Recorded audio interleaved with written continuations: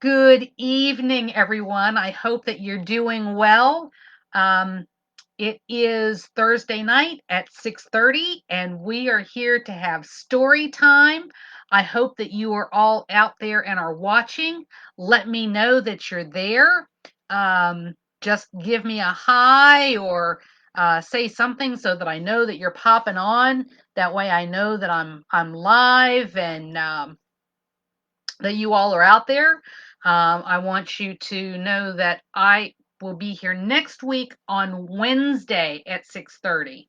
Have to change some things around because I've got to work at night. So we will be at on Wednesday at 6:30. So we'll be changing that. I'll also have it in the bulletin so you all are aware of what it's going to be, and you can put it up on your calendar or on your refrigerator or however you want to do that. Hi, Mike. How are you? Hi, Dawn. Hi, Jade. Hi, Stella. I miss you guys.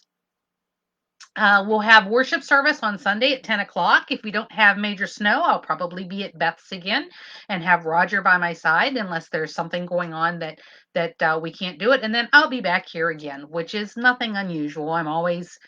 We've always got a backup plan somewhere. So it's like on next Wednesday when I do the service or do the reading, I will be in my office on my cell phone. So that'll be another one of those interesting moments that we usually run into occasionally. So with that being said, our story tonight is called Moving Days. And this is another book that my friend Peggy gave me. And Mark Harshman actually lived in Moundsville. I'm not sure if he's still there, but that's where he and his wife and daughter were living. Um, and I understand that they're very good people.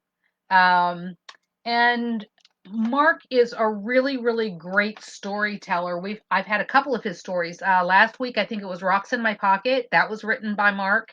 Um, remember when I did Snow Company a couple weeks ago? He did that one. So I'm very fortunate that Peggy gave me several of these books to read. So with that, let's go ahead and start. And this is about sometimes we can kind of get really sad when we have to move because we leave our friends, and even those of us that have to leave and move someplace else as grown-ups, sometimes it's a little sad to leave your home, but you always make new memories when you go to a new place. I've had to move several times in my life, and it's never easy, but you can also make the best of it, and it can be a really, really good time. So, our story is Moving Days by Mark Harshman and illustrated by Wendy Pop. That means that she did the pictures. A snakeskin, white and light as air, tangled in old socks and rags. I found it under the rocking chair in the shed. Dad smiled and said he was glad I'd found only that. A month ago, Mom and Dad told me we were moving. I said, sure, that's okay. But it really wasn't. Not only were we were moving far away to another town. No more woods across the road. No more Jimmy Tolson just down the road. But today, there was a great snakeskin. I tried to forget the rest. There he is with his snakeskin in his hands. Have you ever found a snakeskin? They're kind of cool. Who's in these pictures, Mom? I asked as I helped her clean out a closet later. They all look like rock and roll stars. Believe it or not, those are our friends from college, and your mom and dad are in some of these shots. No, come on, Mom. And then she pointed to one snapshot of three girls with long hair and long dresses. Sure enough, looking closer, I could see her, my mom, 20 years ago, smiling pretty, and as she said, ready to change the world. I put that one back carefully. When I turned around, Mom was laughing. Oh, this is too good, Tommy. come here, she demanded, giggling. Come and look at this dashing father. It was funny, Mom laughing so hard that she got me laughing. And it was strange because Dad's almost bald now. And there he stood with hair falling over his shoulders. I'm not sure about dashing, but he did look really cool. It was all I could think of for the rest of the day. There he is with his mom, and they're looking at the pictures.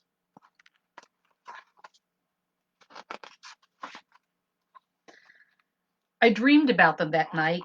Father a lumberjack and mother a princess from some long ago kingdom by the sea. There's Dad as a lumberjack and there's Mom as a princess. She has a seashell up to her ear. It seemed like there were closets everywhere filled with lots of great stuff. I found my black sneakers, my first baseball glove, a bamboo fishing pole, books of old comics, and lots more. When I begged Mom to let me sort through everything, she told me, no. As soon as I let you look through them, you'll want to keep them all. Oh, Mom. No. Hey, wait. Look. At the corner of the closet, wedged behind the comics, was a top. A toy top that I knew right away I wanted more than any of the other things. There's all of Tommy's stuff in the closet. And see the top? Have you ever had anything like that?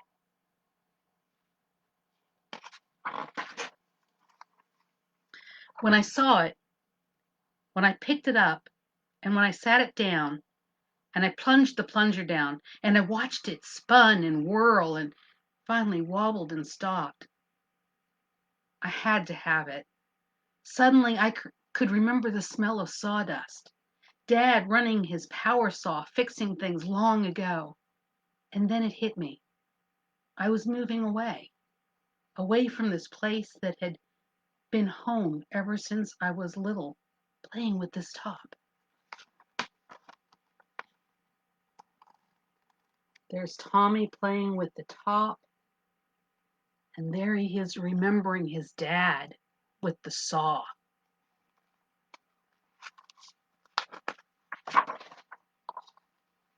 On the following day, Dad finished packing up the shed. When he had loaded the things into the moving trailer, he showed me a wooden box. Old horse and buggy tools of my Uncle Jack. Not much good to anyone now. Then why do you keep them? I guess because they help me remember what he was like, what his times were like, too. I pick these up and I can see him and his team of black mares, plain as day. I can even smell Aunt Alice's kitchen filled with fresh baked bread and see her cellar line with jars of tomatoes glowing like small lanterns on the musty shelves. I told Dad then about the top I had found and how I wanted it, and he understood. There's all those old type tools. Hi, Ed.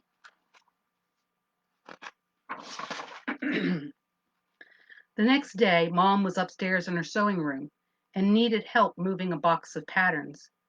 As we dragged it along the floor, I noticed light coming from where the box had stood. I thought this was the back of the closet. Not quite. There's a little space there that runs over the kitchen. Can I go in there? Well, I could see her worrying about a nail or something, but she surprised me and said, okay, who knows? Maybe your father slid something in there. With a flashlight, I could see that just beyond there was a pattern box that had been wedged. The closet shrunk into half its size and turned. As I scooted forward, knocking down cobwebs, I could see wires, scraps of paper, and a wasp nest. I knew now where our house wasps had come from. About halfway, I could see a few more wasps, then nothing. See the wasps in there? And if you look really close, there's a spider in there in the middle of the web.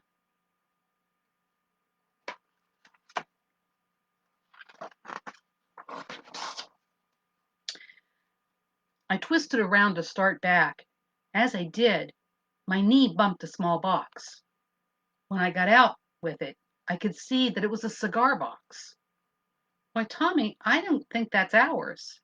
Must be really old. Look.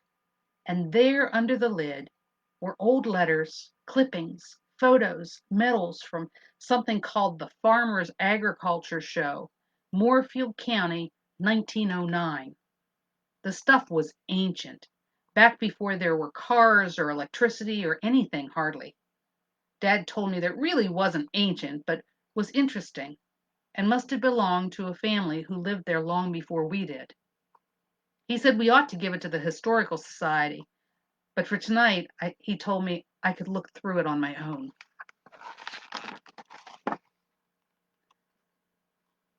Can you see all the stuff in the box? And there's a blue ribbon.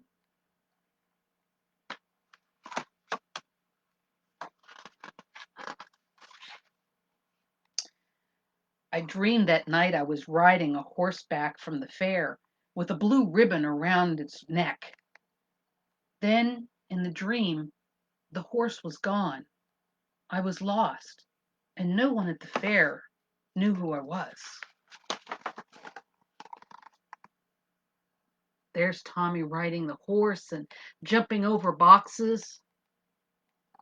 And then there he is, all by himself, lost. Have you ever been lost? I have. The next day, our moving began to look more serious. The porch was full of boxes and furniture. Mom and Dad told me they were going to take their bed apart next. Where are we going to sleep? I asked. On the floor. We'll just use our sleeping bags. Me too. It would be fun. What did I tell you? Dad said to Mom, winking his eye. Great, I thought, camping indoors. We started with their bed, the big mattress, then the heavy springs were lifted out and leaned against the wall. And then, just like that, a bump here, a knock with a hammer, and there it stood. Just the head, the foot, and a pile of boards. I carried the boards while Mom and Dad tugged and twisted at the mattress, and then the springs, and slid them all slowly down the stairs onto the porch. All the other bedroom furniture had been moved to the porch earlier. When I went back up and stomped across the floor, the only thing in it was the loud echoing of my banging feet. Can you see him stomping his feet on the floor? Looking out the window?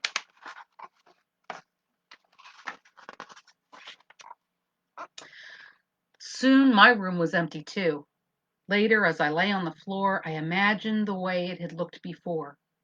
My old bed in the corner under the football poster, my chest of drawers, the small desk where I drew cartoons, the bench my mom says was hers when she was little. I wonder if I'd be able to set up my new room just the way this one was. Then I looked out the window. The idea that the big tree in the garden and the Tolson house across the way with Jimmy in it, that I wouldn't see these anymore, and it made me wish we weren't moving. I remembered that dream where no one knew me. My stomach hurt, and I had to fight the tears out of my eyes. The following day was the last full one. I'm glad it was busy since I was feeling more and more the sadness of leaving. We stuffed the trunk of the car with the small things, lamps, silverware, blankets, rugs, boots, and one box of toys. No one said anything about my keeping the old top, and I didn't tell where I had packed the snakeskin. After supper, we sat out on the porch among all the boxes and furniture, the three of us on the old sofa, me in the middle, all watching the sun go down and talking about the things we would remember. There they are out on the porch, pointing at the sky.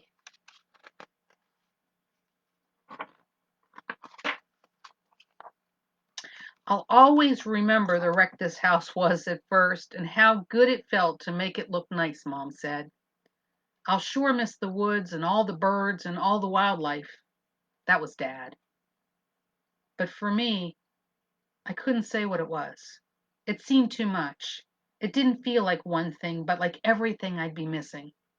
I wasn't sure if it was better or worse that Mom and Dad were feeling sad. I dreamed that night that I was in our new home and looking out the window, and I could still see Jimmy's house and our garden and Mom and Dad walking up the lane. But then the stupid fair where no one knew me showed up across the street. Mom was shaking me awake before I knew anything. Roger was the first that next day in his blue pickup, then Jimmy and his dad, and then Mr. Gorby.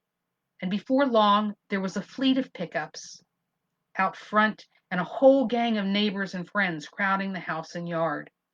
Some were hand trucking the refrigerator out the back, while others were sweeping floors and scouring sinks and the bathtub, or setting up the plank table for the picnic that would be your lunch. There they are, moving everything out of the way and carrying the boxes. It was hot, hard work. I was proud when Dad hollered for me to help the men who were grunting and sweating as they worked the piano out the living room and down the steep porch steps. When Mom finally called us to eat, I remembered that I had wanted to leave something as good luck for the next people. I liked what Mr. Gorby had told me a few nights earlier, that leaving a new broom was considered a friendly sort of thing to do. A new broom sweeps clean. I grabbed the one Mom had just gotten and ran upstairs with it and left it in the middle of my empty room. Can you see the red ribbon that's on the broom there?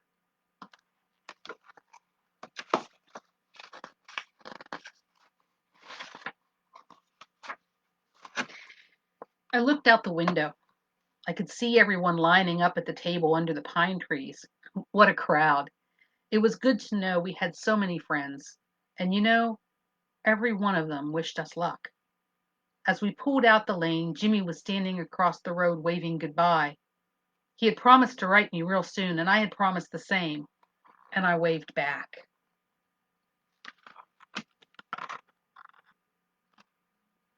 I don't know if you can see it, but there's a cat on the roof of the car.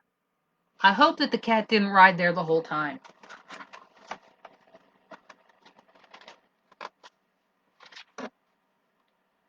In the car, later Mom talked about how we were bringing a lot of the old home with us, not just the things of it, but the memories of it too. Dad told me I could fill up our new house with memories, and in no time at all it would feel good, like the old home did. The best of the old and the best of the new, he said. Then I told them about the dream and about how worried and sad I was. But you'd better leave room to be happy, too. Why? Well, because there might be some surprises, too. Like what? It wouldn't be a surprise if we told you. They were right, it wouldn't. But I'll tell you this. Some surprises were cold and sweet. Some were round, bright, and floated all around us.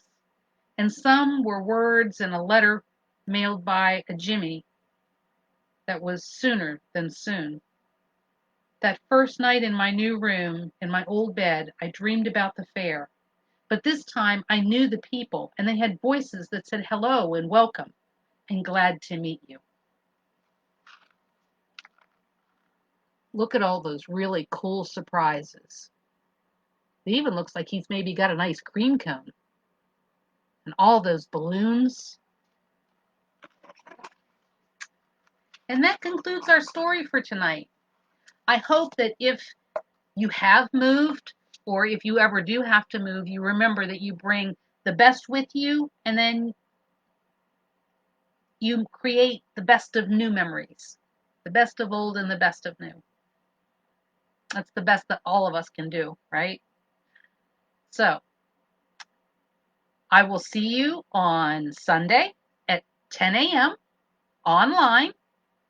I hope that you have a wonderful remainder of the week. And I hope that you have lots of smiles and giggles and that you stay safe. And I will see you soon. Bye, guys.